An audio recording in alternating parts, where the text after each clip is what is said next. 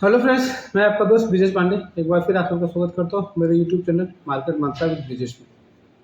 दोस्तों, आज की इस वीडियो में हम आरबीआई की पॉलिसी को डिकोड करेंगे और उसको समझेंगे कि आरबीआई की पॉलिसी में ऐसा क्या आया कि मार्केट गिर गया, क्या मार्केट एक्सपेक्ट कर रहा था और आरबीआई पॉलिसी में क्या आया।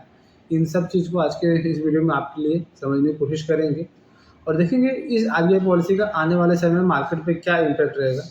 यहाँ से मार्केट की राह कैसी बन सकती है और मार्केट किस दिशा में जा सकता है और आने वाले समय के लिए और कौन सी इंपॉर्टेंट डेटा है या इवेंट है जिसके ऊपर हमें नज़र रखनी चाहिए। तो चलिए वीडियो शुरू करता हूँ ज़्यादा समय न लेते हुए। बट उससे पहले रिक्वेस्ट करूँगा, अगर आप मेरे चैनल पर पहली बार आएँ तो प्लीज़ चैनल को सब्सक्राइब जरूर कर लीजिए और बेल आइकन को जरूर ऑन कर दीजिए, सो दैट कि आगे चल के जब भी मैं नई वीडियोस बनाऊँ या अपलोड करूँ तो सबसे पहले उसका नोटिफिकेशन आपको आए और आप उस वीडियो को देख सकें। क्योंकि दोस्तों, आपको हमारे चैनल पर लगातार इस तरह के लेटेस्ट अपडेट मार्केट से रिलेटेड आप लोगों के लिए आते रहते हैं, तो ज़रूर चैनल को सब्सक्राइब कर लीजिए और वीडियो अच्छा लगे तो एक बार लाइक ज़रूर कीजिएगा दोस्तों। चलिए शुरू करते हैं वीडियो। तो सबसे पहले आरबीआई पॉलिसी की अगर हम बात करें दोस्तों, क्या एक्सपेक्टेड था और आरबीआई गवर्नर शक्तिकांता दास जी ने क्या बोला।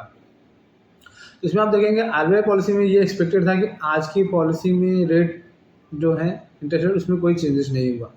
आरबीआई गवर्नर ने ऑलमोस्ट वही किया कि आरबीआई गवर्नर जो उनकी मार्केट एक्सपेक्टेड थी कि रेपो रेट हो, रिवर्स रेपो रेट हो या सीआरआर हो, वो ऑलमोस्ट अनचेंज रखे, कहीं कुछ चेंजेस नहीं किए। और दूसरा, मार्केट एक्सपेक्ट कर रहा था कि जिस हिसाब से सीपीआई डेटा पिछले महीने में आया, फूड इन्फ्लेशन बढ़े हैं, तो उसकी वजह से जो आरबीआई का ईयर एंड का इन्फ्लेशन का टारगेट था, जो 5.1% का इन्फ्लेशन का टारगेट है, उसको थोड़ा रिवाइज करेंगे और 5.1 से 5.3 कर सकते हैं। आरबीआई ने ऑलमोस्ट उसी एक्सपेक्टेड लाइन पे काम किया जो आरबीआई की प्रेस रिलीज में है। उसमें इन्होंने जो इन्फ्लेशन का टारगेट था उसको रिवाइज किया, जो मार्केट एक्सपेक्ट कर रहा था उसको 5.1 से बढ़ा के 5.4 किया, जो मार्केट एक्सपेक्ट कर रहा था 5.3। बट ये 0.1% फिर भी मार्केट के लिए ठीक था, इसका इतना कुछ ज़्यादा रिएक्शन नहीं आया। लेकिन इसके बाद जो इवेंट प्ले हुआ वो मार्केट के लिए सेलिंग में ट्रिगर हुआ, जिसके आप देखेंगे कि बैंकिंग निफ्टी में जो थे बैंक के स्टॉक्स थे उसमें गिरावट चालू हुई और बैंक निफ्टी नीचे आया। तो वो ट्रिगर बना दोस्तों आपका। अगला ट्रिगर जो है शक्तिकांत सर ने बोला कि आपको पता होगा कि आरबीआई ने 2000 के नोट डिमोनेटाइज किए थे, बंद किए थे, जिसकी वजह से 2000 के जो भी नोट्स थे वो लोगों ने बैंक में डिपॉजिट कर दिए। अब इससे क्या हुआ है कि बैंकों के पास लिक्विडिटी की जो प्रॉब्लम थी वो शॉर्ट आउट हो गया और इस समय बैंकों के पास सरप्लस लिक्विडिटी है, मतलब जितने उनके लोन बांटने हैं, जितनी डिमांड है उससे ज़्यादा पैसा इसमें बैंकों के पास है। और आरबीआई गवर्नर ने इसी चीज़ को ध्यान में रखते हुए क्या किया कि इंक्रीमेंटल सीआरआर हाइक कर दिया। इंक्रीमेंटल मतलब क्या कि ये जो रहेगा, जैसे जैसे आरबीआई बैंकों के पास ये पैसा बढ़ेगा उस हिसाब से उनको सीआरआर में बढ़ोतरी करेगी। सीआरआर वो होता है दोस्तों कि बैंकों को उनके पास जो बैलेंस रहता है उसका कुछ सर्टेन पोर्शन आरबीआई के पास रखना पड़ता है अगर एक्सेस लिक्विडिटी है। और जब आरबीआई बैंकों के पास लिक्विडिटी कम होता है तो आरबीआई क्या करता है, उसी पैसे को वापस से बैंकों को देता है, कैश रिजर्व रेशियो जिसको बोला जाता है, सो दैट कि बैंक एक्स्ट्रा पैसा लेंड कर पाए। तो जैसे ही हम न्यूज़ आई, जैसे आरबीआई गवर्नर जी ने ये बोला कि हम इंक्रीमेंटल 10% का सीआरआर हाइक कर रहे हैं, जो कि आने वाले सितंबर तक शायद रहेगा, सितंबर तक ये विड्रॉल हो जाएगा। बट इस प्रोसेस में क्या होगा दोस्तों, बैंकिंग सिस्टम से करीब 90,000 करोड़ पैसा बैंकिंग सिस्टम में से निकल जाएगा और ये पैसा आरबीआई के पास चला जाएगा। ये एक चीज़ ऐसी थी जो मार्केट ने कहीं पे भी डिस्काउंट नहीं किया था, कहीं पे मार्केट में एक्सपेक्टेशन नहीं थी। जैसे दोस्तों मैं बार-बार बोलता हूँ कि मार्केट को जिस चीज़ का भी अंदेशा रहता है, मार्केट उसको पहले ही डिस्काउंट कर लेता है और उसको ऊपर रिएक्शन देता है। मार्केट में ऊपर की तरफ या नीचे की तरफ तभी मूवमेंट आता है जब मार्केट को कोई सरप्राइज़ लगे, कोई झटका लगे। मार्केट में ऐसा कोई इवेंट प्ले हो जो मार्केट नहीं जानता है या नहीं एक्सपेक्ट कर रहा था। और ये सीआरआर वाला जो था केस वही था कि सीआरआर वाला मार्केट में कहीं पे भी किसी ने ये डिस्काउंट नहीं किया था कि आरबीआई आके इंक्रीमेंटल बेसिस पे सीआरआर में बढ़ोतरी करेगा और बैंकिंग सिस्टम से बैंकों में से 90,000 करोड़ रुपया जो लिक्विडिटी है वो सब कर लेगा और वो वापस चला जाएगा। और ये इसकी वजह से आप देखेंगे कि जैसे ये अनाउंसमेंट आया, बैंकिंग स्टॉक्स में सडनली एक बहुत बड़ी फॉल आई और बैंक स्टॉक्स नीचे आए।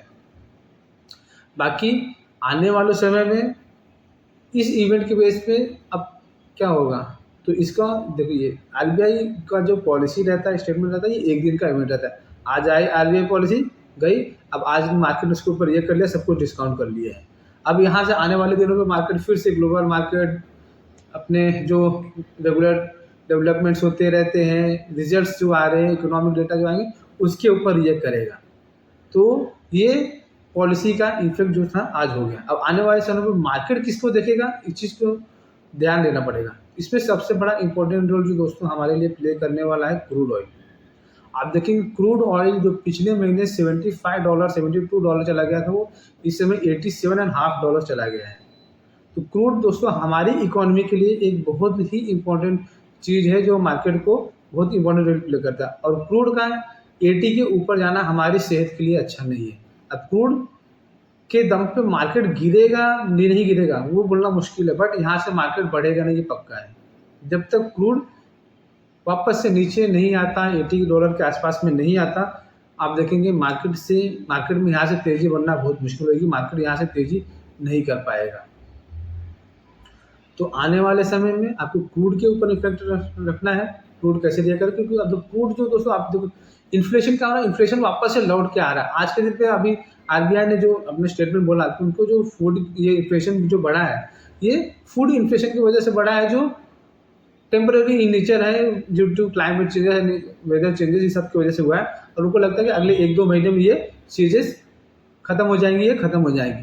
बट क्रूड से जो इन्फ्लेशन आता है ना दोस्तों, वो कोर इन्फ्लेशन को फ्यूल करता है, कोर इन्फ्लेशन उससे बढ़ेगा, तो उससे कमोडिटी के प्राइसेस बढ़ेंगे, और वो आरबीआई नहीं चाहता है। तो अब इस समय आरबीआई के लिए ना एक बहुत ही बड़ी मुश्किल भरी सिचुएशन है। क्यों? क्योंकि आरबीआई ने क्या किया कि जब दूसरे सेंट्रल बैंक के बढ़ा रही थी इंटरेस्ट रेट, आरबीआई ने सोचा कि हमारा तो इन्फ्लेशन पीक हो गया, अब यहाँ से इन्फ्लेशन नहीं बढ़ेगा, उन्होंने पॉज ले लिया, अब इन्फ्लेशन नहीं करेगा। अब अगर यहाँ से वापस इन्फ्लेशन कूल डाउन नहीं होता, यहाँ से इन्फ्लेशन नीचे नहीं जाता है, क्रूड ऊपर के लेवल बढ़ा रहता है, तो हमारा इन्फ्लेशन नीचे आना काफ़ी मुश्किल हो जाएगा। और आने वाले दिनों में अब 2 महीने बाद 3 महीने बाद आप देखेंगे स्टेट गवर्नमेंट के इलेक्शन चालू हो जाएंगे, और इलेक्शन पीरियड में आरबीआई के लिए इंटरेस्ट रेट बढ़ाना इतना आसान नहीं होगा। इलेक्शन फेज में गवर्नमेंट नहीं चाहेगी कि लोगों को ऊपर ज़्यादा बोझ पड़े, लोगों की ईएमआई बढ़े और इंटरेस्ट रेट बढ़े। तो अब आरबीआई के लिए ये बहुत ही बड़ा मुश्किल भरा हुआ समय है। आरबीआई को सोचना पड़ेगा क्या करना है। अब आरबीआई इस समय क्या कर सकती है, दुआई कर सकती है कि जो इन्फ्लेशन है वापस से नीचे आ जाए, फूड इन्फ्लेशन जो बढ़ रहा है, कोल इन्फ्लेशन जो अपना क्रूड के प्राइसेस बढ़ रहे हैं, वो नीचे आ जाए, जिससे कि ये उनका जो स्टैंड है वो आगे चलता रहे। अगर ये नहीं हुआ तो आरबीआई के लिए मुश्किल होगी, और हो सकता है कि आरबीआई को वापस से इंटरेस्ट रेट बढ़ाना पड़ेगा। अगर ग्लोबली दूसरे सेंट्रल बैंक इंटरेस्ट रेट बढ़ाना जारी रखते हैं तो आरबीआई के लिए मुश्किल हो जाएगी। तो ये होप दोस्तों कि आपको एक चीज़ ये डेटा समझ में आया, तो आरबीआई पॉलिसी के बाद भी, जब आरबीआई पॉलिसी आया और जो मार्केट एक्सपेक्ट कर रहा था, उसके बाद मार्केट क्यों गिरा, तो उसके बाद मार्केट नीचे गिरने का यही एक कारण है दोस्तों कि आप देखेंगे जो इन्फ्लेशन एक्सपेक्टेड था, ऑलमोस्ट इन्फ्लेशन का जो रिवाइज किया उन्होंने वही किया, बट वो जो सीआरआर वाला इफेक्ट था वो मार्केट में नहीं डिस्काउंट था, और इसकी वजह से आप देखेंगे मार्केट में गिरा हुआ टाइम। तो होप दोस्तों ये जानकारी आपको अच्छी लगी हो और समझ में आई हो। अगर आपको वीडियो अच्छा लगा तो एक बार लाइक कर दीजिएगा दोस्तों। तो मिलते हैं कल सुबह की वीडियो में, जिसमें हम अपनी निफ्टी बैंक निफ्टी की मार्केट की स्ट्रेटेजी तैयार करेंगे। तब तक के लिए आप सबको धन्यवाद, थैंक यू, जय हिंद।